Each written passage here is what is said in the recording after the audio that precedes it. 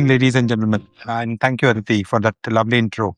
Uh, and when this idea came, I think it was between Aditi, Priyanka, Sneha. They started working on it. And there's some apprehension that I would say no. Because anything starting with un or anything is not something which anybody will say yes to. But anyway, I'm on my way out. I said, okay, go, try. If you can do it, if you can pull it off, I think it will be a huge success. In terms of thought process, we are spot on. My only challenge to Aditi was in 3 years' time, you should have a big auditorium or a venue where you should have 500 people and people other than the NCDEX family that they should aspire to come to attend that event. But the first event, we could not have thought of anybody better than Roopa. For the simple reason, Aditi mentioned she was on our board uh, and somebody who has seen our journey when we were conceptualized or we were in the formative years. And then suddenly NCDEX coming into our life today as a strange animal. Probably that perception is very, very different from what we carry on today. To think of those terms, possibly in terms of leadership, and putting these questions which these people have put in, I'm just a mouthpiece for them, is a good learning experience for me. And for all of you, I think some of you know that I'm a voracious reader. And it was unfortunate that this book was not written when I was your age. There is one particular, and I think Roopa will speak about it as my last question, but that is something which, if I had got it probably 30 years ago, I would have been a better leader or a better manager. But anyway, there is always a time to learn something new. So, Roopa, there is something very interesting that you have seen and you have done. And you say that probably you reject the leadership formula.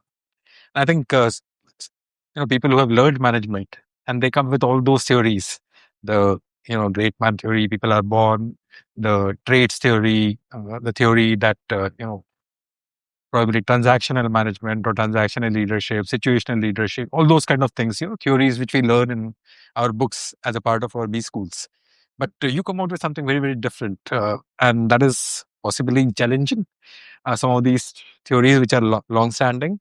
But at the same time, you have lived it and you have successfully lived it. Would you like to share where the thought process is and how it came through? Right. I think this conviction that there is no real formula for leadership really came from looking back at my own experiences and my own journey. Uh, whether it was visiting factory floors way back in the pre-liberalization era in the late 1980s, or working on pioneering a new concept in India, the concept of credit ratings, or later working with startup investors uh, and learning the whole world, entering the whole world of tech and using technology to drive inclusion, or whether it is working on the several boards that I served and seeing the kind of trade-offs that happen in board discussions at board meetings. Throughout all this, one thing that became very clear to me is that leadership is not neat. And yet, every discussion or every conversation about leadership very quickly gravitates to what are the frameworks, what are the theories, what are the 6 steps, what are the 5 habits. The reality is that for each one of us, the leadership journey is unique. It is also very personal. It is shaped very much by our own context, the choices we make, and the values that we stand by. And it is that thesis really that led to writing this book. So this book doesn't ever tell you what to do. Yeah, I think of it more as a leadership companion, which helps you answer the question, what kind of a leader do I want to be? And then gives you the tools to craft your own path towards that. In the book, I've included, therefore, not just my own experiences, but also the experiences of several other leaders across sectors, right from startups to large global corporations, because of my other belief, which is that leadership is not sector specific. And in fact, the higher you go, what becomes more important is breadth, the ability to see the big picture and the ability to connect the dots. The couple of other things I wanted to mention, and of course, any leadership book will talk about the classic leadership topics like strategy, execution, communication. And so I have included chapters on those as well. But if you're talking about modern leadership and contemporary leadership, I've introduced topics in the book and talked at length about things like purpose, things like resilience, mental health at work. What about AI and how that is going to change leadership? How do we work across generations? And the idea is really to be practical. At the end of it, as you said, there is a do-it-yourself leadership kit, which helps you, really gives you the tools to figure out your own leadership path and make a decision for yourself on the areas you want to work on. So ultimately, I hope that it just gives people the confidence that in order to become a leader, you don't really need to follow anyone else's playbook. You can very much write your own. So I think this is somewhat of an antithesis to what a typical consultant would write or what an academic would write about leadership, because they would think in terms of frameworks and models. They will probably think in terms of one or two areas. You'll see books on strategy or communication or execution, or you will have books by business leaders who talk about how I built this company or my journey.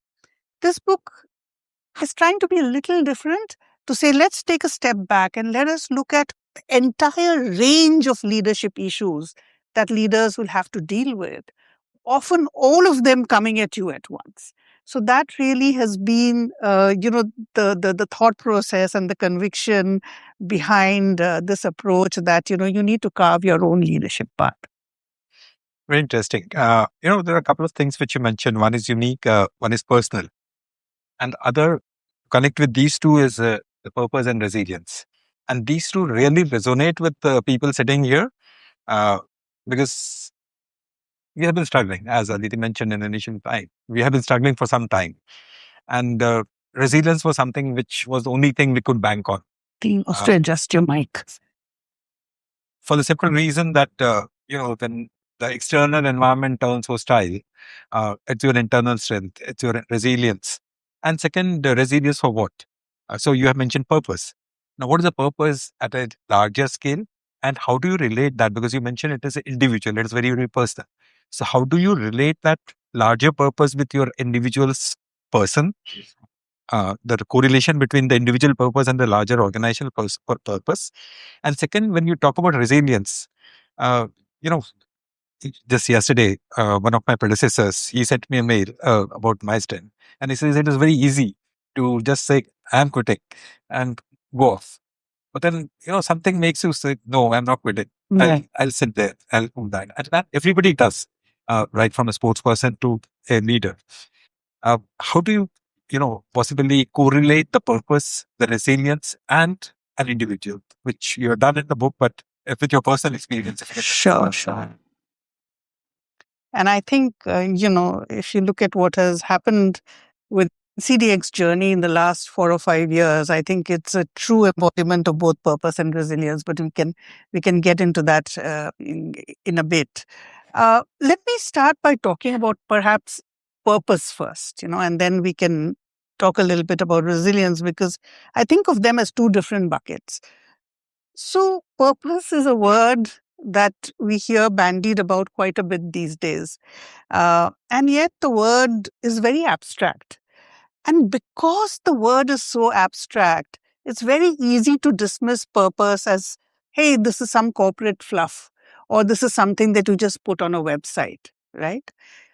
But in reality, let's start at the individual level. If at the individual level you can find purpose in your work, then your work becomes far more meaningful. It becomes a source of pride. It becomes a source of energy. And for the younger generation, I always say that it is the biggest antidote to FOMO. It is the biggest antidote to feeling burnt out. It's the biggest antidote to feeling that I'm always on a treadmill and feeling overwhelmed by the unending flurry of meetings, the unending emails in the mailbox, and all of that, right? At the organization level, I think purpose ultimately should drive how you take decisions. What is it that you say yes to? What is it that you say no to? What are the trade offs you are willing to make? And so, in a very real sense, purpose becomes a living compass. And it is most valuable when the stakes are very high or when the choices are very difficult. And I think even in the case of NCDEX, when you came up with this regulatory issue a few years ago, when I look back at the kind of decisions you made in terms of retaining your team, preserving the technology, I look at it externally as a purpose driven decision because your purpose, you exist really to bring transparency and price discovery to the agricultural community and drive financial inclusion or drive an inclusion agenda, right? And you could do that despite the fact that the rug was pulled out from under your feet. I think what was core to preserving that purpose was preserving what made it possible, right? So I look at this very much as a purpose driven decision. Now, as an individual, you can discover your purpose in many ways. It doesn't arrive neatly formed. It's not arrived, it doesn't come on day one with a bow around it, right? It comes gradually over time through a process of discovery, through curiosity, through immersion, through figuring out, therefore, what is it? What are the problems? Do you relate to them? Are you able to connect with them? Do they give you energy? You could also find purpose. Like I was truly inspired at Omidyar in my impact investing days from looking at purpose-driven entrepreneurs. Their business models would pivot every second month, literally. And yet what held them, kept them grounded was their purpose never changed. The other thing about purpose is that let's not confuse purpose with passion. Passion is driven by emotion and can lead to burnout. Purpose is actually a lot calmer. It is how the reason we exist beyond making money. It is about how our work contributes to something bigger than ourselves. So actually, if you think of purpose that way, it is something that should enable you to set boundaries. It should enable you to set the pace for the long haul and not be driven by emotion-driven passion. So a related question there, and there are some 35, 40-year-old here. When they see people like me, those who are slowly getting into the sunset, and then they see somebody who is just joining the campus, they see very distinct things because, we are talking about purpose. They themselves are having some passion, and then they have to deal with millennials as managers. How do they, combine these two, purpose and passion, to lead those millennials who possibly don't have, I would say, attention span beyond 140 characters? I'm not sure I entirely agree with you there, but you're right in the sense that what we are in the midst of today is a massive generational transfer, a generational shift in terms of leadership, and a generational shift in terms of the composition of the workforce. The leadership generation shift that I'm referring to is the fact that millennials, who comprise 70% of the workforce today, are already assuming leadership positions everywhere. In the next 5 years, the entire leadership will be taken over by millennials. And then the workforce transformation I'm talking about is that today millennials are 70% of the workforce. But very soon, Gen Z is going to acquire a greater and greater proportion, and the millennials will have to lead the Gen Z. Now, how do I think about this? I think millennials are actually very well positioned to lead. And why do I say that? I say that because, right from the beginning, unlike my generation, we really thought about life as a survival, right? Whereas I feel the millennials were brought up in an environment where they were taught to be a lot more collaborative. They are comfortable with technology. They are much more candid than my generation in terms of being open, getting feedback and receiving feedback. And they also are driven by a sense of purpose. Right. So all this I think, positions them very well to lead. However, I think there are some areas where millennials, I think, have work to do. And what are these areas? So the flip side of being collaborative is that you may hesitate to take the tough decisions, particularly when everybody is not aligned around that decision. Right? You may also be in a situation, because millennials, they've been brought up with a strong sense of equity. They tend to, when you're selecting your top team, you cannot only be evaluating for past performance. You have to evaluate for future potential. And, at the very top, promotions are not a reward for past performance. They just get you seen at the door, right? And so I think millennials, that is something that they will have to get their heads around. Also, to learn that it's as important to learn how to say no, sometimes even more important than learning how to say yes.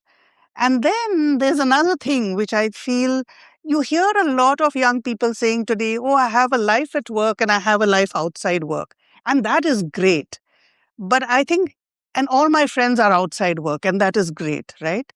But let us not forget that in a 40, 50-year long career, what is ultimately going to make the difference is the quality of your professional relationships.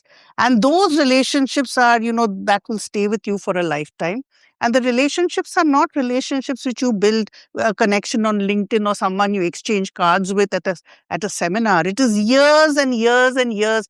I mean, if we met just now in the lobby upstairs, a few of us, we belong to a certain generation, and all of us, we were from different companies, different organizations, somewhat different sectors, maybe broadly financial services, but we all knew each other, right? And that's because we made the effort to invest in those relationships. And you can still pick up the phone 30 years later, 40 years later.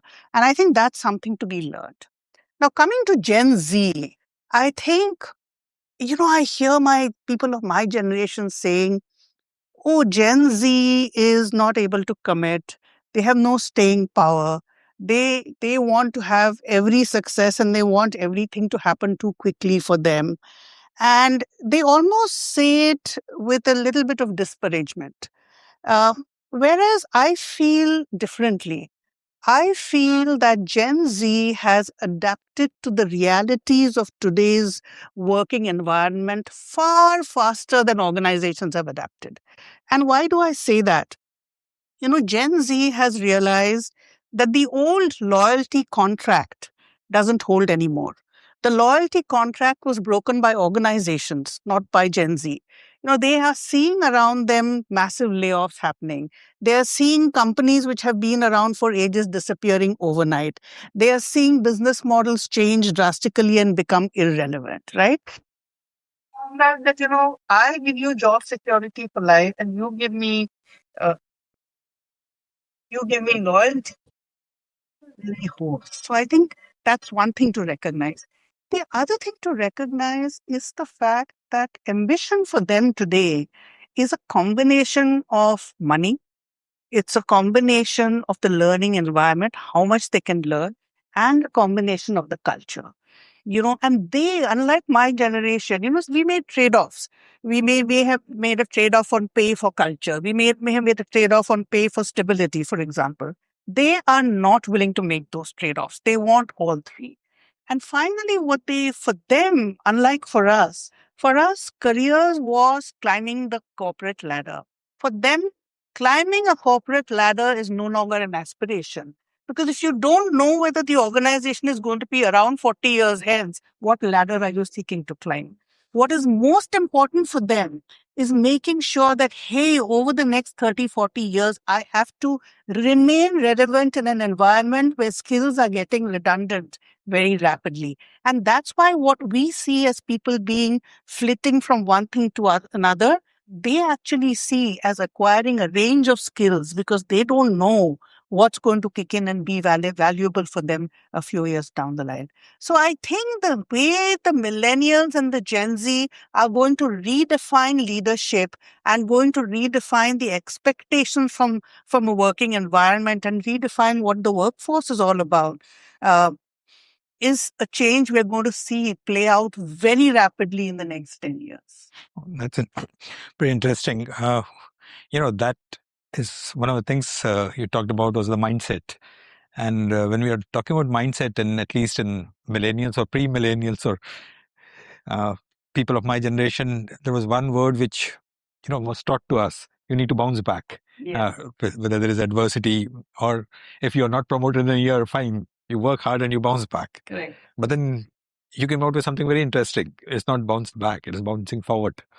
And that's something new, bouncing forward. And when I was started thinking about it, I said, there's the best thing to ask you. What do you mean by, bouncing forward? And how do you distinguish when talking in terms of resilience of an organization or as an individual, whether it is, and I connect that with now, millennials or Gen Zs. Sure. How do you see bouncing forward for an individual? Right. So the bouncing forward term is something I've used in the context of the chapter on resilience, right? And, so how do we know that setbacks are a part and parcel of every life, of every career.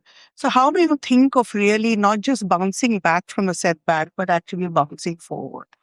Now, there has actually in the last 30, 40 years, tremendous amount of scientific work done on resilience. And they've looked at resilience from the psychological angle, from the biological angle, from the sociological angle, and they found a few things. Firstly, that resilience is actually quite common, much more common than we think it is. And secondly, that resilience is actually a muscle that you can develop. The science further shows that your ability to be resilient is a function of three things. One, it's a function of purpose, having purpose and meaning in your life. Two, it's a function of the ability to have authentic connections with other people.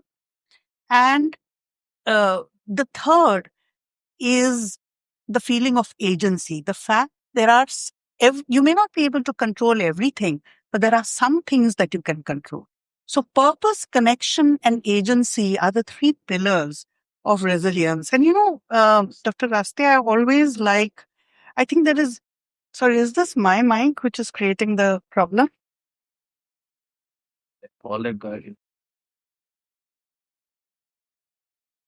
You speak without the mic. No, they want to record it. Independent of my mic. It's stopped now. It's stopped now? Yeah. Okay, great. No, it's still stopped. Because of the two.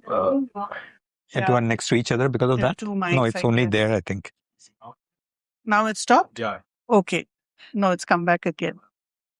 Should I just soldier through? Should I just be resilient and bounce forward? They are not getting. That's fine. Sorry?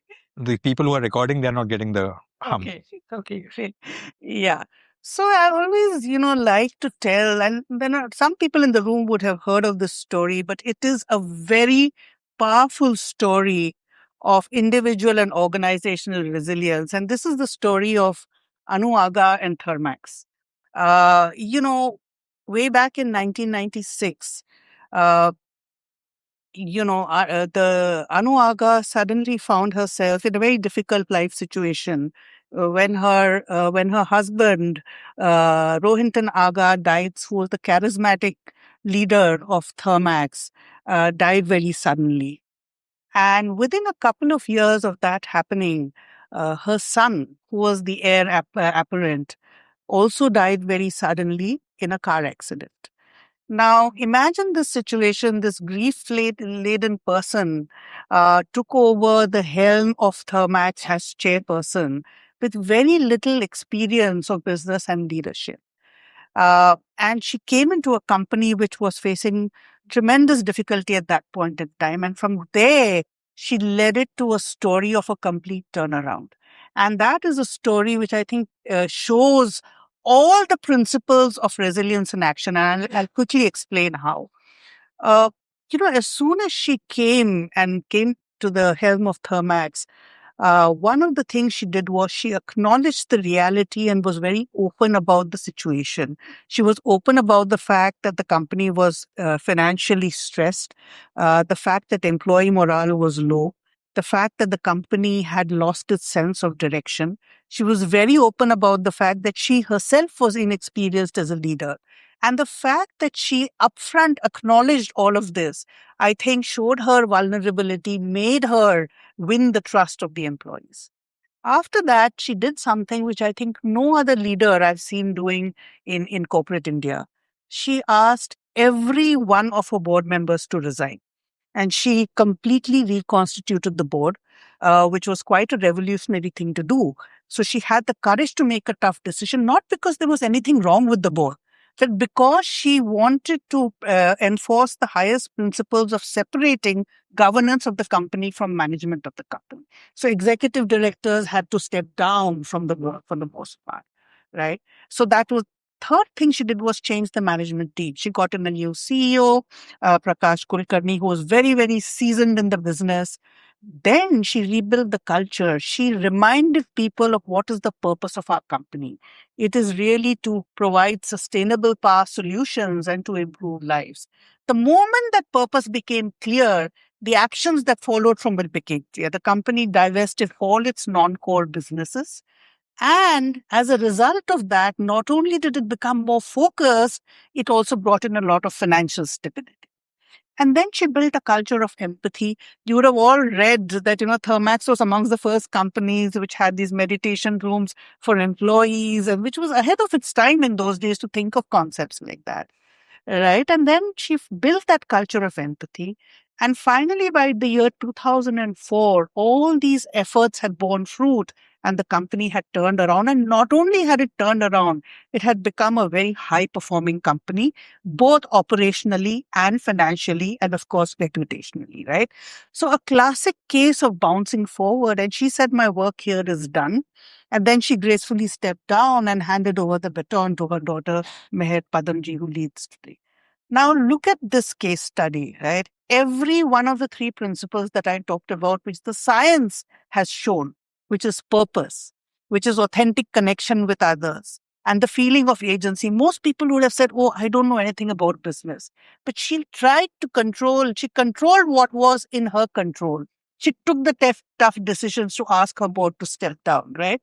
So I think this is really and I'm a huge admirer of Anuaga, as I'm sure many people in the room are, and what she managed to achieve, I think, is a outstanding example of resilience and action, not just for her personally, but an example of a resilient organization in action.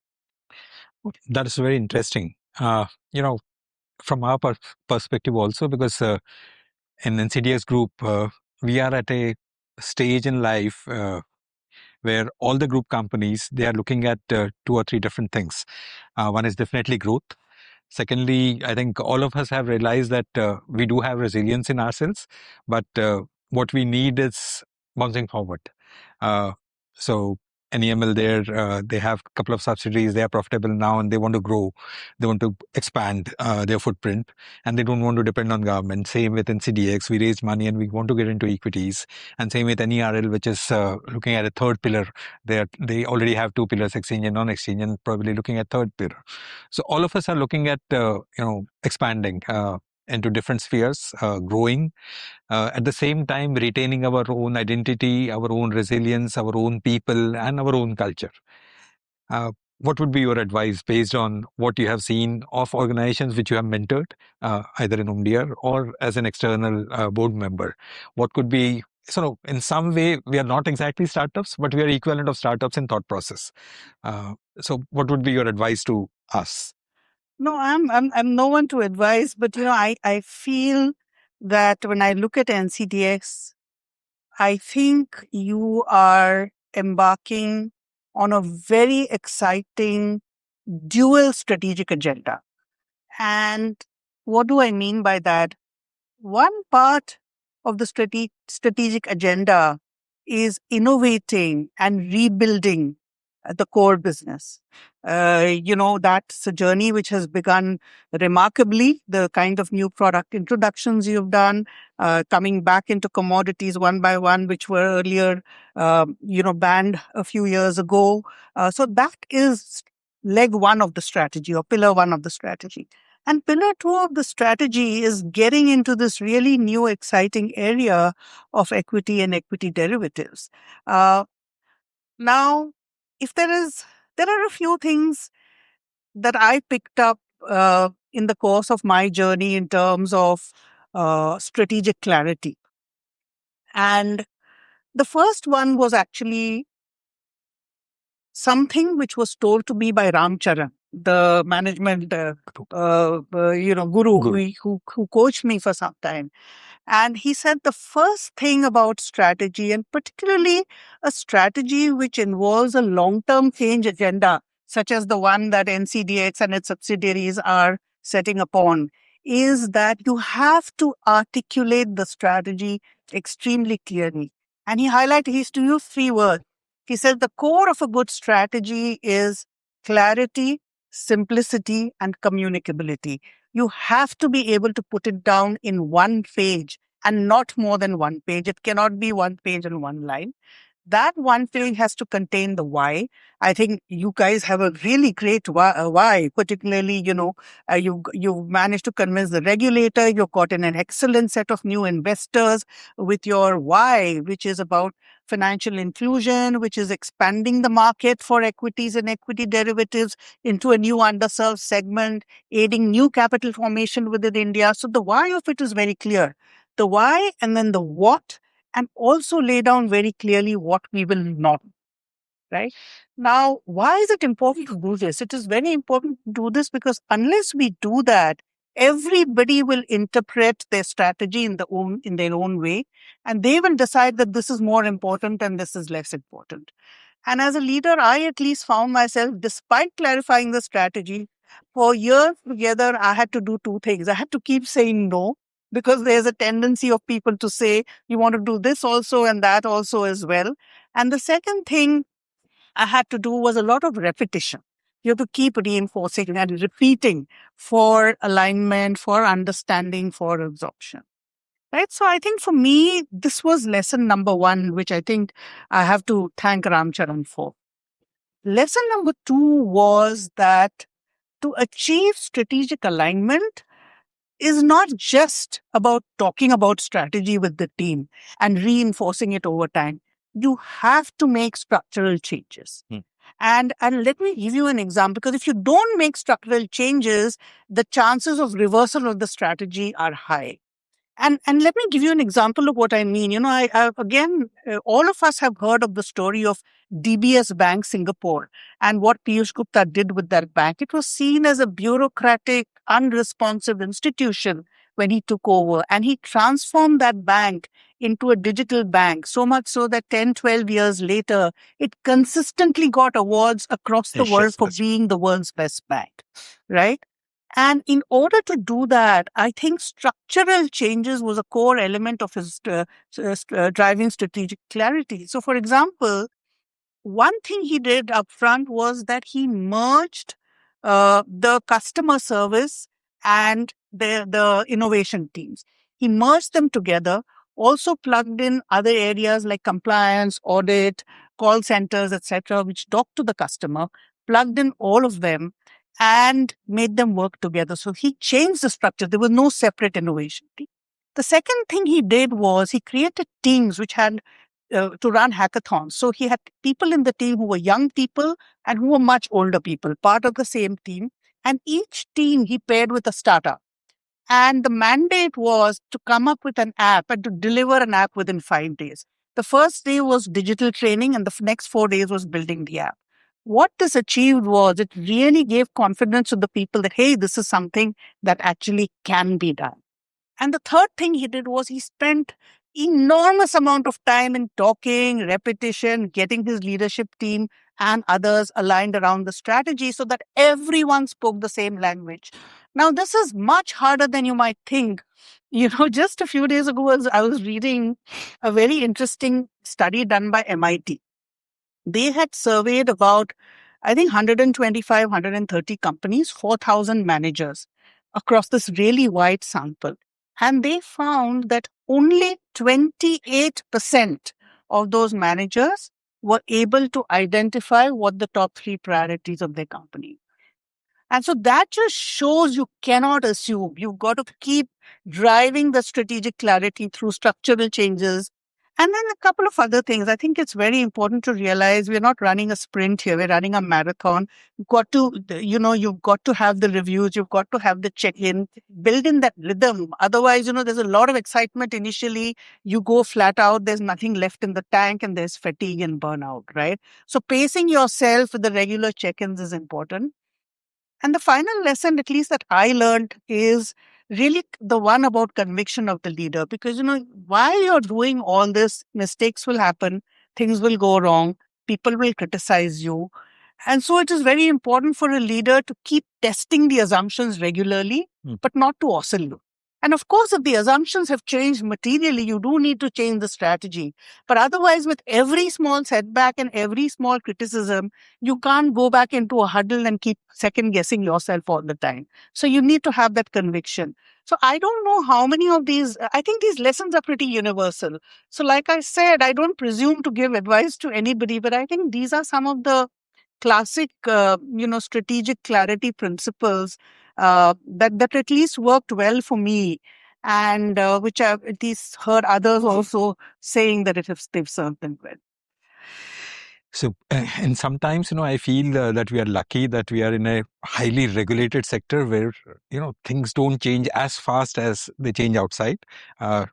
Adadkar will bear me out on this. But if I look at, you mentioned digital and the things which change because of AI. And I get frightened at times. Things are changing so fast. They are beyond comprehension at times. And when I look at the people who are sitting at the back rows, they're all in their 35 and 40 years olds. What do they need to do to be relevant in the age of AI? That's one. Because I don't think any of them will like to now go and learn machine language or LLMs. So how do they adapt? That's one. Second, you mentioned about structures. Even the organizational structures will keep changing very, very fast. And, the leadership will have to evolve and possibly get into huddle much frequently as compared to possibly 5 years ago or 10 years ago, thanks to all the technological advances. So if for those people who are our leaders in next 10 years, what should it be that keeps them on their toes, keep them relevant to the organization, and also drive the purpose of the organization and relate with the purpose of the organization?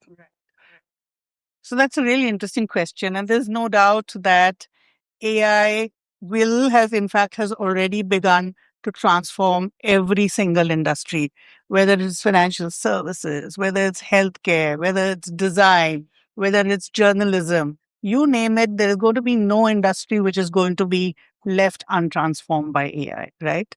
And what we are already seeing it happening, that a lot of almost all the data crunching work and the decisions around that the data is able to easily give you today, which used to spend time on as leaders in the past, AI is able to easily give you that today.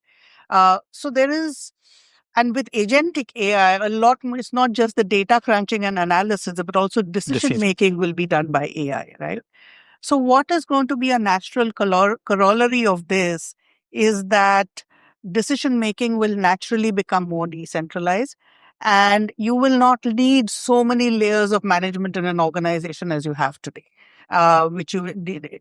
So then the question becomes, for all of you who are becoming leaders in the next 5 to 10 years, how does the role of leadership change compared to what it is today? So I think the leaders of tomorrow will no longer be doing what the leaders of today do. I think what the leaders of tomorrow will need to do is, whether you know the inside out of an LLM or not, you will need to become, I think, what I call an AI strategist. Mm-hmm. You will need to become an ethical guardian, and you will need to become an influencer. And what do I mean by all these things? When I say an AI strategist, it is taking decisions about, where will I use AI? Where will I not use AI? How do I view the output of AI? Where do I take it on board? Where do I override it? Should I reskill my employees? What kinds of employees? What are the new kinds of skills? How do I deal with the new risks that AI is creating? All these fall under the area of being an AI strategist. And that is going to be a core role of leaders. The other core role of a leader tomorrow is going to be one of being an ethical guardian. And when I say ethical guardian, I'm referring to things like data privacy and transparency and algorithmic bias.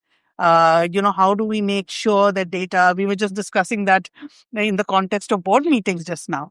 How do we ensure that the right data is used? How do we ensure that the right data is disseminated? How do we ensure confidentiality? How do we ensure transparency of the models? And how do we ensure there are no algorithmic biases? We are using models developed in the West.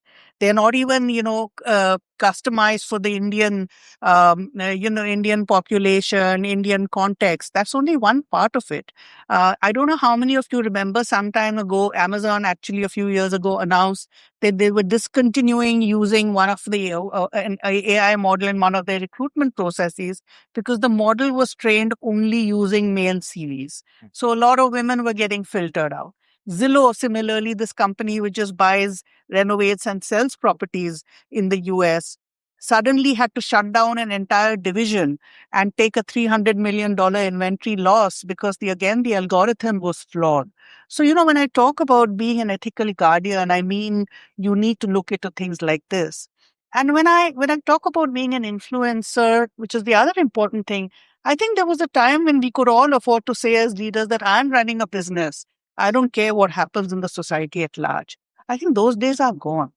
AI is dramatically going to change society as a whole. The expectation of younger employees is that leaders and organizations have to take into account the wider context of the world and the issues that the world is facing and be sensitive to that. So leaders will have to be sensitive to that as well. So besides doing all of this, I also feel what leaders will bring is they will bring in empathy. They will bring in human connection and judgment. And they will bring in something which I think AI will struggle to do, which is balance and navigate the interests of many different stakeholders.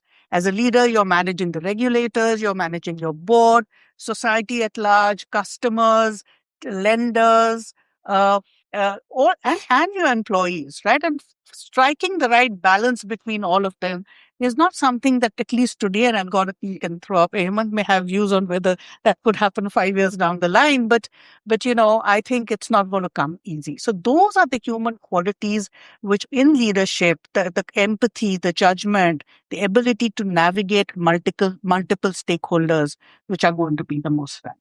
I think Abhishek and Aditi, there, the HR people, they are more than happy to listen to this because probably they will become the leaders going forward. But then coming to what you mentioned in terms of ethics, in terms of transparency, uh, just looking at your own journey, what are some of the pivotal points possibly you would like to describe relating to your journey and this future which you mentioned? The second thing which possibly the old school leaders would say, or even people like me, I'm the boss, what I said is final. But now the young generation wants to ask questions. Yeah. When these millennials they come into my seat, how would they cope with it? Sure. So in a 40-year career, there are lots of interesting moments, as you can imagine. But let me pick what I think were two very defining uh, moments in my professional life. The first was in CRISIL. And I would say that, and before CRISIL, I was a project finance lender in IDBI, which was at that point in time a development financial institution, right? So I would say that for the first 15, 16 years of my career, I wouldn't call myself particularly ambitious. I love my job. I loved evaluating companies, visiting factories, meeting with management teams. I loved my colleagues in CRISIL. There was the excitement of pioneering a new concept in India, the concept of credit rating.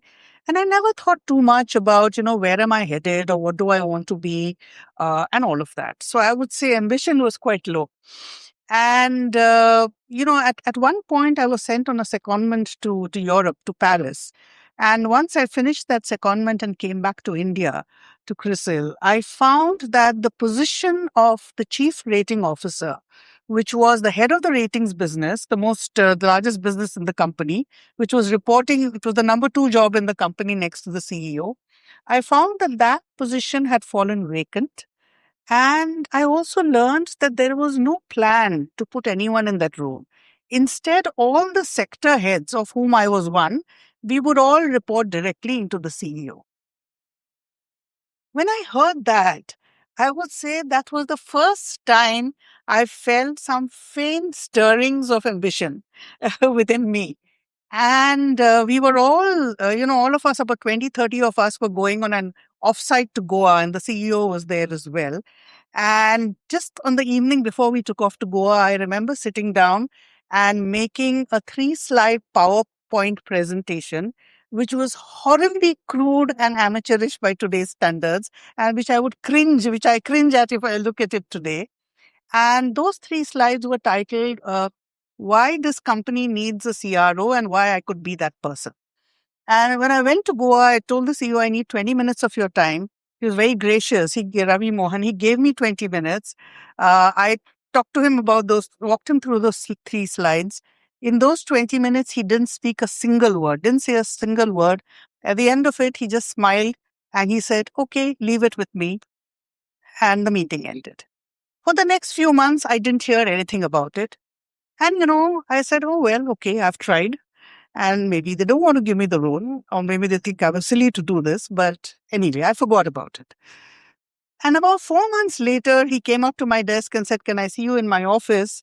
And I said, sure. And I walked into his office and he said, remember that presentation you made to me in Goa?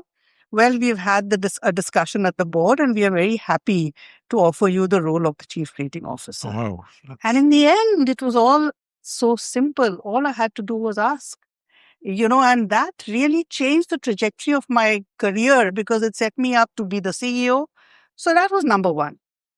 And I always tell this story as much as I can to people because I think a lot of us really hesitate to ask. Sometimes situations are far more simple than we actually imagine them to be in our heads, right? The second big change, I would say, or defining moment was the move from CRISIL to Omidyar network in the world of whole startup investing. Uh, you know, After I crossed 50, I made the decision. I said, I've been here for long enough, time to do something different. I had no idea what it was. I got a call one Christmas, but we announced I'm going to be leaving. It took me about 7 months or 8 months to leave while we found the successor, but we had to announce I'm leaving because we were a listed company. And one Christmas Eve, I get a call from a California number and says, hey, we are looking for somebody to head our business in India. We are an impact investing firm. Jayant Sinha, who left Omidyar, who started the firm and left to join politics, he's left. And we are looking for someone to replace him. Would you be interested? And I said, why are you calling me? I don't even know what impact investing means. They said, okay, anyway, you do your homework. You're shutting down for Christmas now. We'll call you in the new year. And then I went and I did some homework and I looked at their website. And Dr. Raste, 2 things struck me.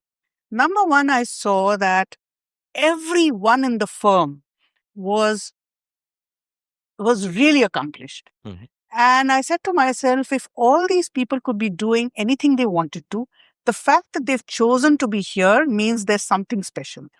The second thing I noticed was that everyone in the firm, whether it was Arun and Vivek the office boys who made chai in our Mumbai office, or whether it was the managing partner of the firm, or whether it was Pierre Omidyar who was our funder, all of them had the same 150-word write-up about them on our website. And I said, I've never seen this anywhere else. This tells me something. So I decided, okay, let me take the plunge. I decided on the basis of these 2 factors, let me take the plunge. And once I got there, I think there was a reinvention on many dimensions I had to do. The first was one of identity. I was moving from being the CEO of a listed company, which had thousands and thousands of employees all over the world, to going to a company which had only 30 employees. There you had the trappings of the so-called CEO office. Here I was sitting in an open office and I didn't even have an assistant to myself. Everyone in the office shared a single assistant. right? So it was this whole thing about being comfortable with a completely new identity. The second was a new domain and a new mindset, the point that you said. In CRISIL, we were evaluating companies which had decades and decades of track record. There was a lot of data, information, season management. From there, we were evaluating 25-year-olds who didn't have anything more than an idea on paper and whose business models were pivoting all the time. And I've also had to shift my mindset and change my mindset from looking at what are the downsides to what are the possibilities. As a rating agency, you're focused on the downside, what can go wrong. As a startup investor, you have to think about the possibilities. Not that you're not worried about the risk. So that was a big mindset shift. And also from being an operator to an investor. As an operator, you are expected to have all the answers. As an investor, you actually back people who have the answers. So these were big shifts. And the final big shift, I think, was from I moved to a setup of 30 people where I was older than the parents of most of my colleagues, except for 3 or 4 people, right, who were part of the partners. And that was a huge, huge revelation to me because I was dealing with 25-year-olds and 30-year-olds who had lots of questions, like you said, who wanted to be involved in all decisions, wanted feedback, had an opinion on everything, expected to be involved, and who couldn't care less what you had done in the past 35 years. You had to win their trust. You had to rebuild credibility with them. And that to me was the biggest eye opener. I had never thought about issues like mental health at work. I had never thought about why all these things are really important. I had never figured out, you know, I had, you were, I grew up in an era of command and control to a very large extent. When I now look back at myself, I think, oh my God, was I really so terrible? Because I look at my own style as being very command and control, right? So I had to shift all of that. How do you work in a partnership? You're not a CEO, you are a managing partner, you're the first amongst equals. How do you take everyone along? So I think it needed a complete mindset change. Working with young people was exhilarating. Whether it was a startup entrepreneur, I learned about the exciting world of technology, how it can really create opportunities for India's go underserved. So I think these were, I would say, some of the pivotal and defining moments which held some lessons for me and led to a lot of personal and professional growth where I was concerned, even though it was pretty late in life.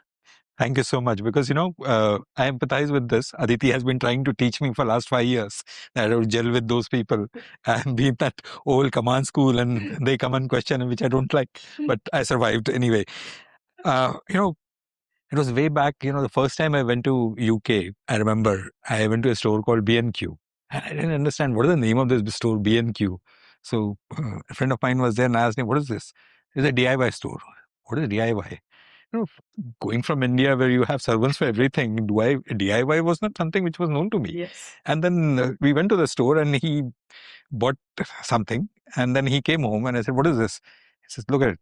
So he opened the packet and then the screwdriver came in, and then the table came in, and the legs came in, and within 15 minutes he fixed the table. So there's a DIY. Oh, so that was the concept. And that DIY to this DIY, which I mentioned in the beginning, that, had I known this DIY 30 years ago, probably I would have been much better manager. So maybe these people have not, most of them have not, I think nobody has read the book other than me, probably, or a couple of others. How would a leader use the DIY kit, which you have, Sure. very thankfully you have mentioned it here, and which will be very useful for everybody who reads it. That's one. And second, you said that word ask.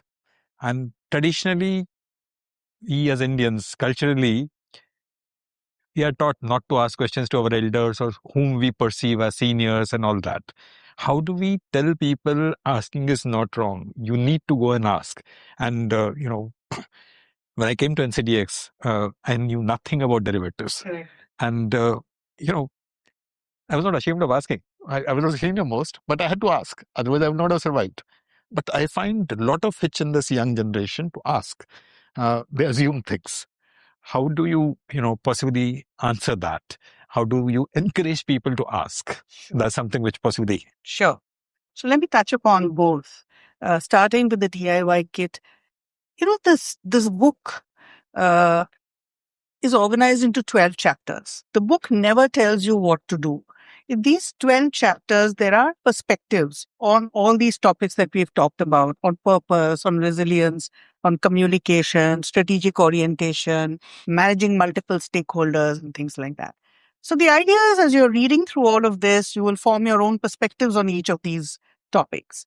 And you and only you know what matters most to you as you think of yourself as a leader. For somebody, it may be developing a strategic orientation. For another, it may be communication. For a third, it may be something else, right? So at the end of the book, what I've done is I've created what I call a do-it-yourself leadership kit. Against each of those chapters, there are some reflection questions and there are some action points. So there are a total of 55 reflection questions and 70 action agendas. And using those, you can pick 2 or 3 out of them and create for yourself a 30-day, 60-day, a 90-day action plan. It need not be, it need not be more than 1 or 2 things. It could just be one of the action points could be, conduct a survey amongst your team of how good your communication skills are. It could be, hold one meeting every month with your team where you step back, don't talk about day to day, just sit and review the industry and talk about what is happening in the industry to develop that big picture strategic orientation. So things like that, right? So the whole idea is you pick what is important to you. It could be about finding your purpose. And then there are reflection questions. And based on the reflection questions, you can come up with your own action plan. So that's really the do-it-yourself leadership kit. On the question of asking, I actually don't know whether people are hesitant to ask. I think people today are much more communicative. They are much more vocal about what they want than at least I think I was, or people of my generation were when we started working. It's different where we are today, right? So I think in that sense, they're much better off. Mm-hmm. But I think one observation is also about how you ask. The conversation cannot be or should not be ideally about, oh, I've done 5 years in this role. Why am I not being promoted? That is a conversation which is not helpful to anybody. Instead, a conversation which outlines what is your vision for the next level, or what is your vision for the role that you're envisaging. How do you think you could add value to that role is a much more engaging, productive conversation. And bear in mind that, you are the person who's thinking most about yourself. So it is important that it is therefore imperative that we highlight what we've done, what we bring to the table. Don't assume that just because you're sitting there and doing your work, others around you know exactly what you've been up to. Most people spend 90% of the time thinking about themselves. They're not thinking about you. They may be great people, good people, etc. So it is imperative on you to talk about what you've done. It is imperative. So how you frame that conversation and how you ask is as important as just asking. So if you make it more of a collaborative, exploratory, value add kind of conversation, as opposed to a grievance based conversation for exactly the same topic, I think the results can be very different. And the final thing I will say about asking is, if for any reason you are hesitant, just ask yourself that one question. What is the worst that can happen? And you will be so surprised by the answer that very often is that nothing will happen. So go ahead and ask anyway. Great. And since you have said that go ahead and ask, there are some people who wanted to ask some questions. So maybe we can start that. Sure. Possibly, Abhaya.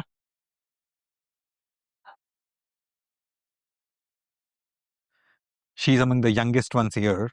Great.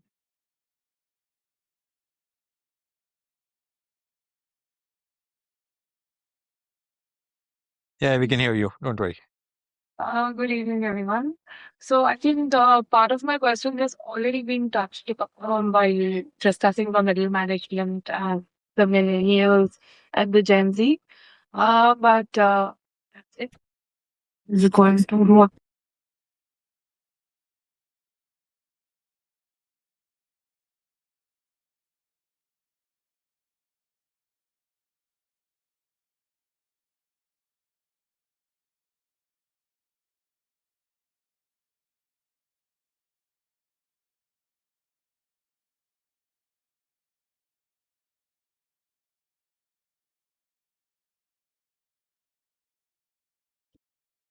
right?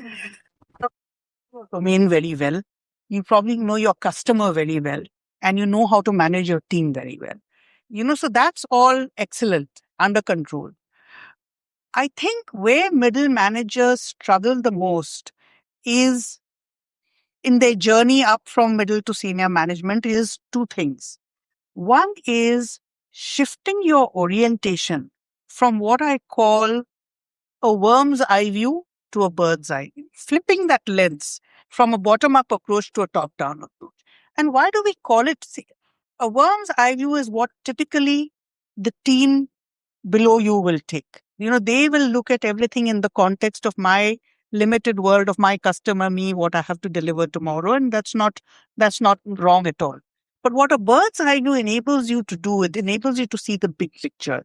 It enables you to see what the connections between different parts of the organization are, what kind of obstructions you're likely to meet, how to navigate different pathways.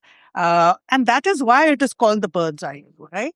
So I think now is a good time really to manage this tension is in every issue you're facing, you will probably be looking at it from a bottom up approach because that's where the team is coming to you from. But are you able to absorb the bigger picture and the strategy of the organization and convert that into a top down conversation as well, right? That is one. The second thing I think that comes with moving from senior management and honing skills is the ability to deal with multiple stakeholders. Even Satya Nadella has said, and a couple of other really very accomplished leaders have said, I thought I was in control of the situation, but the moment I became senior, I suddenly found a whole range of new stakeholders coming at me all together. I had to deal with the media, I had to deal with investors, I had to deal with my board, and all of them coming. So, a middle management is a good time to start exposing yourself to other stakeholders just beyond your day to day. Many companies today allow people to attend board meetings on a rotation basis, just to sit in as an observer and see what's going on in a meeting. Take advantage of those opportunities. Call in external speakers, to meet and talk with your team. Today, people are happy to do it. You can set up something virtually. So many things you can do to start shifting your lens from a bottom up to a top down. As for your question about how do you navigate the tension, I think a lot of navigating the tension is earning the trust of people who are managing you and people who are above you in the hierarchy. And managing that trust comes from over communicating, making the biggest problem senior leaders have is a feeling of insecurity about what is it that I don't know. Not that they want to do everything. They are petrified of the fact that what bad news is going to hit me. So make sure that any bad news travels up the elevator. The good news can walk up the stairs. Right. So I think also that getting that flexibility for yourself is a function of the way you communicate and the way you build confidence that, you are someone who will bring no surprises to them and you can be counted upon and be dependable for delivery. Do that. And, people are just too happy to delegate. At least has been my experience. I think this is very interesting and probably Abhay, I think you'll have to give some time to others also to ask. Right. So as I said, from the youngest to one of the senior most, one of the people on whom probably I depend a lot for saving my own skin, our Chief Compliance Officer, Seema. She has saved me from regulator all the time. Our Chief Compliance Officer, Seema. Can you please stand up? Yeah, you're not seen.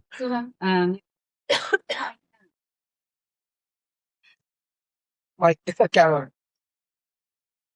Thank you, ma'am. And it's been wonderful listening to you and being very candid with what I experience you have shared. So thank you for that. You mentioned about difficult decisions that require to be taken. Even the example that you shared, Anuaga, I'm sure when she decided to kind of get rid of the board or whatever, not the right use of words, but you know what I mean. I mean, it may not have been very popular at that point in time, but there are times when you have to take decisions which are in the interest of the organization that you put in, but maybe very unpopular in the short term. So I'm sure you would have come across multiple such situations, you're definitely a very unpopular person at that point in time because you're not saying what the room wants to hear, right? Especially in governance related. So said I've saved a skin, but I've got my skin peeled off also. So in that sense, what are the leadership lessons that you have learned from such situations, and how have you dealt with it? Rather the reverse way, how have you dealt with it, and what are the lessons that you have learned from this? Yeah.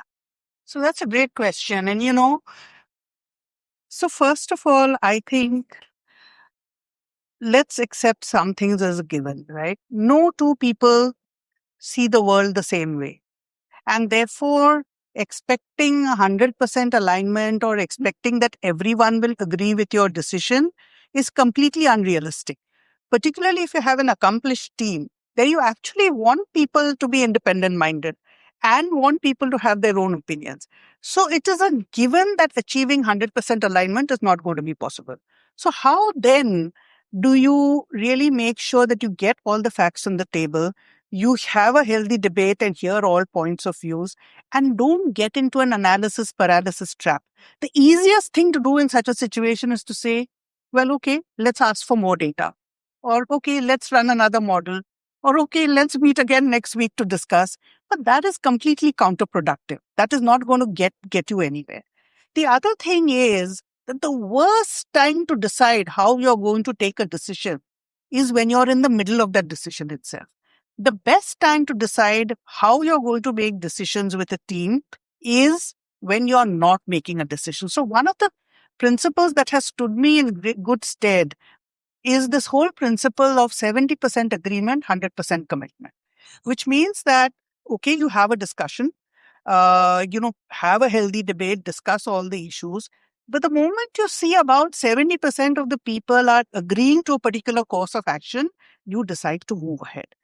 Now, not everyone will be happy. The 30% may not be happy. But at the end of the day, if it is a decision you have taken which with the long-term interest, if 70% of the people are aligned, then you've got to be very clear that you are not here to win a popularity contest. Leadership is not about being popular necessarily, right? So I think that you need to be very clear. What you also need to be very clear is that you sit again and close the loop with the people who didn't agree as to why you make that decision.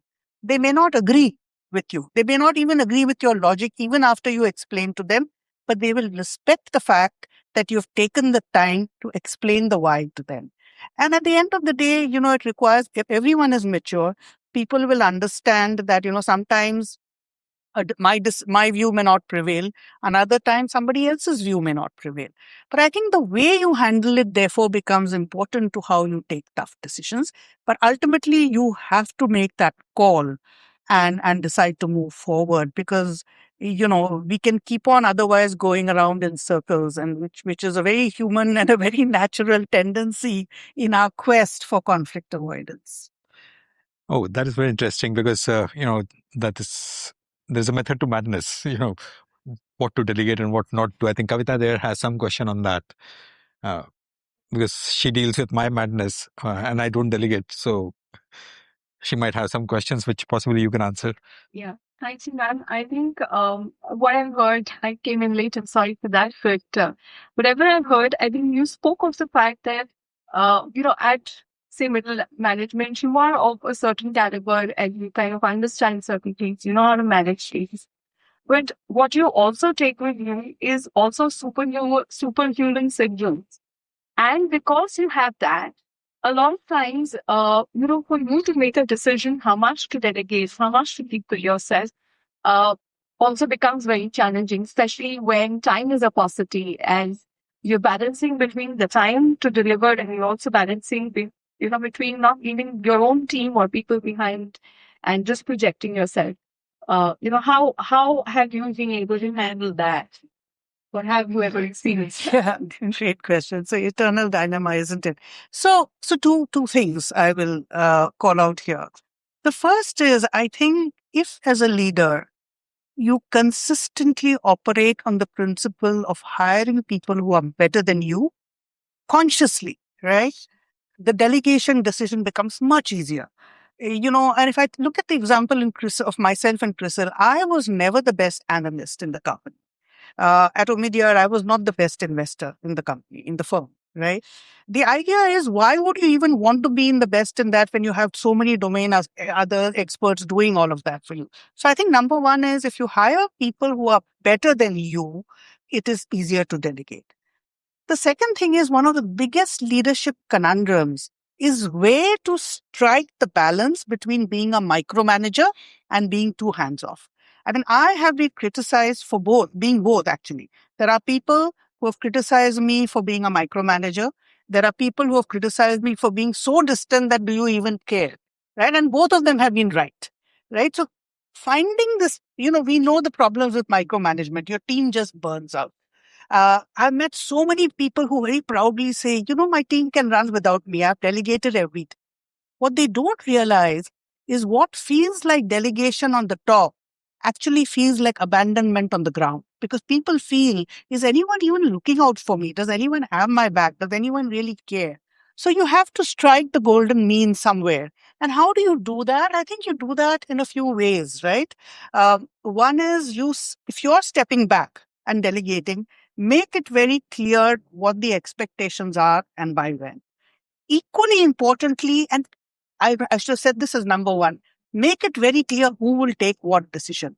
Because when the leader steps back, everyone is just looking at each other, not sure who's going to decide what. So if the leader makes it clear who's going to decide what, it becomes much easier. And thirdly, make it very clear that I'm stepping back, but I'm there to back you, but you have to be accountable.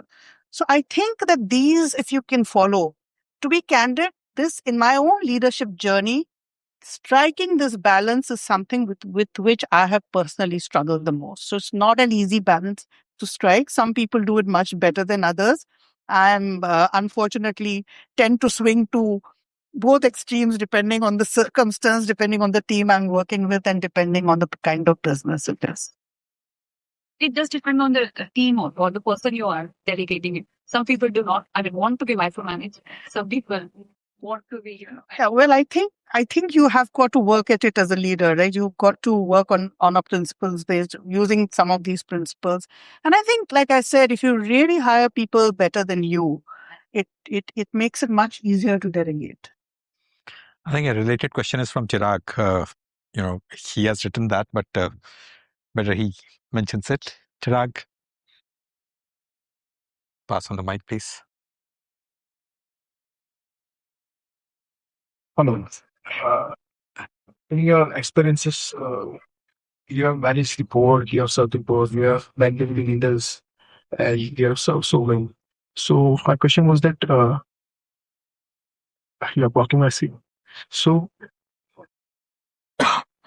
yeah. So what is the single biggest mindset shift which is required for making an exceptional manager or experienced manager to become an exceptional leader? Yeah, I think two things. One is, and this is something I learned quite late. For the longest time, particularly people who came into the workforce at the time I did, and grew up in this environment where the leaders were some distant figure sitting somewhere who seemed to know it all. I feel a lot of leaders put too much pressure on themselves to feel that they have to have all the answers. The reality is, as a leader, you don't have to have all the answers. What you need to do is you need to be able to ask the right questions. And I think that is something which I realized. The other thing which I've seen, and I've been fortunate, we were just talking earlier about the fact that, that we came into the workforce and grew up in an era which was just after liberalization happened. So we were really blessed to see the setting up of so many new institutions, the real trajectory that the economy took, which gave me exposure to seeing so many accomplished leaders across sectors. And thanks also to the job I did, which means evaluating people across different sectors, evaluating companies, leadership teams, boards, all of that, right? And the difference between a great leader and an exceptional leader, I would say, is that a great leader can run a very strong business and deliver results, but an exceptional leader will build an institution. And that is always something that sets aside, I think, those who are in that rarefied stratosphere compared to who are merely great leaders. That's very interesting observation, and that also leads to the team dynamics. Uh, as a leader, you are managing, looking at the team dynamics. I think Kanti there has a question on that. Have different levels of accomplishment. Everybody will have a different point of view on what is more important, and that is the whole joy of working in an organization. It also is a part of the whole frustration of working in an organization, right? Both of it. I feel, therefore, that it's a question of setting in place the ways of working and the rhythms of working, setting expectations clearly, having regular check-ins, to the extent possible, accommodating different styles. Not always possible, but making it clear what is negotiable and what is non-negotiable. I think some of these are very basic principles. But at the core, I think a greater diversity in the talent pool, more different types of people, different ideas is good. It's not necessarily, I don't see it as a challenge or a problem to be managed. I just see it as raising the bar for the leader to establish ways of working that result in, if everyone, no matter what their style, and their motivations, being able to work and start to be together. I think we have the last question, which comes from Nitin in terms of your own memory. But after that, we still have time with her, but that will be off the mics. Oh, you have a question. So Rajiv is again one more we'll add. Nitin, you go first. A lot for these opportunities to move. So if you can share checklist memory or any incident or any event that comes to your mind, so wherein you have to think a lot on that particular event. And still there was no definitive answer that came for particular to that event which was there. And how do you deal with such kind of situation? I don't know if it was a cherished moment, but it was certainly a difficult moment. I think it was a situation where we had to let someone go who was a really accomplished person and had contributed a lot to the organization, and had served the organization well for many years, but had hit a situation where there were simply too many red flags coming up in terms of leadership capabilities required at the next level, in particular, the ability to work with others and take people along. Now, the leadership dilemma at that point in time is, here is a great performer, contributed really well to the numbers, etc. But despite repeated counseling and all of that, is not fitting in with the culture, right? There's serious cultural issues. And then, the instinctive reaction is to say, hey, this, comes from a sense of loyalty, that we need to be loyal to this person for what he or she has done for the organization. And that is not a wrong reaction. It's an instinctive reaction. But years of experience have taught me that no matter how difficult the conversation, it is best to have that conversation sooner rather than later, not keep postponing it, and have a healthy and a respectful parting of ways where you celebrate what the person has given to the organization and set them up well for the next phase of their journey, right? So this was an experience where I had to take a decision to cut the cord. It was not an easy decision to make, but I did that a bit, but I took the decision, I would still say, fairly early. So it's not a cherished moment, but it was an important and a memorable moment for the reasons I mentioned. Right. Rajiv, there is maybe more of a senior citizen question. He heads our clearing corporation. Only to 5 of us or 6 of us. So you just mentioned about 30,000 people managing or 3,000 people and then 30 people. And now must be 3 people. 0 people. So how are you managing the silence? Because people like us have been always living with people. Yes. I find it very difficult on a weekend where I'm only my better half. And I tried to create an SOP ad for the kitchen and I'm out of because we are used to so much of SOPs and guidance and all that have been good. Can you just move to the club library there for next 8 hours? Good advice. But coming back, no, I think it's very personal, right? And I think each of us, our mental makeup is different. For me, I thought of life in phases. So when I turned 50, I said, I had already been the CEO of CRISIL for 8 years, and I could continue for 10 years more. And then I would have ended up being the CEO for 17 years. And I said, that's not good for me, not good for the company. And so I decided to move on. I had no idea what I was going to do next. But I said, let's take a leap into the unknown. Let's see what happens.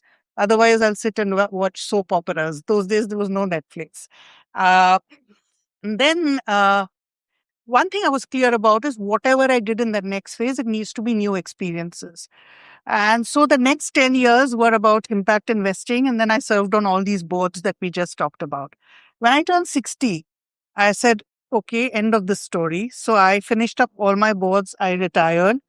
And today I decided that I'm going to spend more time again with experiences which I've never had before, spending a lot more time with family, with friends, reading. And then this book is something which is an outcome of the doing nothing, being footloose and fancy free. It has been an amazing year, actually. I've learned a lot about social media. I've learned to use new technology tools. I've spent a lot of time meeting fascinating people in gatherings like this. I write a lot of op-eds for newspapers. Again, all these it's just a function of, so I've decided that I'm not going to take on any more full-time roles. I'm not going to take any paid advisory assignments. I'm not going to take any board seats, right? It's just being open to new experiences that I have not had before is the governing function for whatever I do. So far, now it's been a little over 2 years. I must say, I haven't felt that restlessness. I don't cook and I don't feel the need to go into the kitchen either. Let alone write recipes for my cook who's fabulous. But I'm at peace with my decision because it was a conscious decision. Now, I also actually did one thing which really helped me, which is because I knew I had taken this decision to retire at 60. 1 year before that, I told my HR person in Obidjar, can you find me a good coach/counselor who will help me think through this? So I actually worked with a coach for 10 sessions, helping me think through this area, this whole thing of what life after 60 will look like for me. And she told me something very interesting. Why are you worried about getting restless and why are you worried about not having anything to do and getting bored? If that happens, you'll always figure out what you want to do at that point. So far, I'm not restless. So far, I'm not bored. Tomorrow, that changes, we'll see. That's very interesting. I think personally also I like that. Yeah, I'll be going through that very soon. But here's one lady here. The first thing I did after entering this hall was to warn her, you don't ask any questions to me. So she decided to ask a question, but not to me, thankfully. The question is to you. Masha there. Now, it was very interesting to listen to you, and actually got a lot of insights from this session. So there is one thing which I want to ask is like being a woman. Okay, so what when you currently now when it is mandate to have a woman on the board, but when you were at the board, so how were you being heard? I mean, when it is a men-dominated area, so how do you make yourself heard? Yeah, great question. So I will talk about my experience and I will talk about the experience of, and in fact, there's a whole chapter in the book on women in leadership, an exclusive chapter, because I believe that the topic of women in leadership needs to become a general conversation and not just a conversation which women have with women on Women's Day. I think we said that when we met at that women's function, right, Aditi? So my experience, I must be candid upfront that I think I'm not the norm. And I don't say this I say this with all humility. I think I've just been privileged by way of the organizations I've had the chance to be a part of, whether it be in my work as an employee, whether it was CRISIL or whether it was ONI. I've been very privileged to be a part of the kind of boards that I sat on where this was not an issue. And I also am privileged in the kind of background I come from in terms of my education and all of that. So I wouldn't call myself the norm. What worked for me really in all these situations is I never tried to blend in. I always acted with conviction, and then I let my work speak for itself. And I feel that worked for me. Now, does that work for women in general? The answer is no. There is a reason why so few women are in leadership position. There is a reason why having a woman director is still seen as complying with the statutory requirement and nothing beyond that. And it's hard enough for anyone to rise, whether you're a man, but if you're a woman, there are certain additional issues that you face. Let me quickly touch upon two of them, because we are nearing the end of the session. The first is, I think, what I call a likability bias. Research has shown that successful women are judged far more harshly than successful men for exhibiting exactly the same behaviors. So, what is seen as ambition in a man will be called aggression in a woman.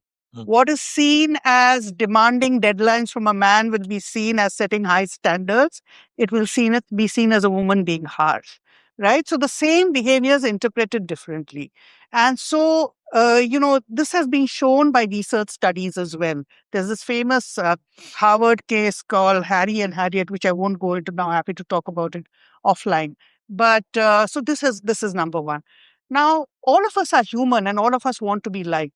If we feel that becoming a leader, and why does this likability bias happen? The likability bias happens because it militates against age-old assumptions which we have from millennia of conditioning that the role of a woman is to be soft and nurturing. And if a woman is seen to be assertive, demanding accountability, and all of that, it militates against this perception, right? Which is deeply ingrained, not because anyone is bad, but because of millennia of conditioning. What does that lead to? If you feel you're not going to be liked, your self-belief comes down. And again, research has shown that if you put out the same job CV, job requirement, and a woman meets 6 out of the 10 criteria and a man meets 6 out of the 10 criteria, a woman is more likely to say, oh, I don't meet 4 of those requirements, let me not apply. The man is more likely to say, wow, I meet 6 of those requirements, let me apply. Right? And this comes because of that inherent pressure of the likability bias. It affects your self-belief. It also, therefore, affects your self-advocacy. Women hesitate, therefore, to raise their hands for the top jobs. So all of these really come into play, which lead to all these things, including not feeling that your voice is not heard, not enough women rising to leadership. So I think the way to tackle it is to be aware of all of this, have more open conversations about this. This is not about fixing men. This is not about fixing women. This is about just creating more opportunities to sponsor women into leadership roles. Because and people say, oh, if we support women, are we being anti-merit? I think far from it. Supporting women doesn't mean you're being anti-merit. It means you're actually giving yourself an opportunity to discover where the merit lies. By excluding half your population, you're actually being anti-merit. You're narrowing the merit, right? So I think these are conversations which need to be had with men and women. Men, because still the levers of power and decision-making in the business world lie disproportionately with men. Less than 5% of NSE listed 500 companies are headed by a woman today. So that's a very, very, very insignificant number. So I think we need to make this a mainstream conversation. I think men will be willing allies. So far, we've never had these conversations. They tend to be isolated among women. Why do we need to have women's leadership development? Why do we need to prepare women for board directorships? Do we prepare men for leadership? Do we prepare men for board directorships? By having these special programs, you are signaling that the problem lies with women. They need to be trained for directorship. They need to be trained for board roles. As a friend of mine said once, no disrespect to anyone here, but you see more B grade men on boards than you see A grade women on boards, right? So, I think that it's time to open up this conversation. This is not a finger pointing conversation. This is an awareness generating conversation. And I think wherever I've had these conversations, I think men have been the biggest sponsors of women. Once they just get tuned to these issues and understand these issues a little better. I don't know if that answers your question fully, but... Thank you, Roopa. It was very interesting for two perspectives. So out of the 9 KMPs we have 3 of them. At least 33% reservation. We're already following that in our KMPs. But more, I think, goes credit to Aditi that from 24% women about 6 or 7 years ago when she came on board, today we have 34% women in our workforce. 38. Wow, the number is going up steadily. Thanks to her. And you need to have a goal of by which year will you have... Before she hangs up her boots. Should be 50-50. Yeah. That's the ultimate goal she has. But thank you so much, Roopa. I don't want to summarize or say thanks to you.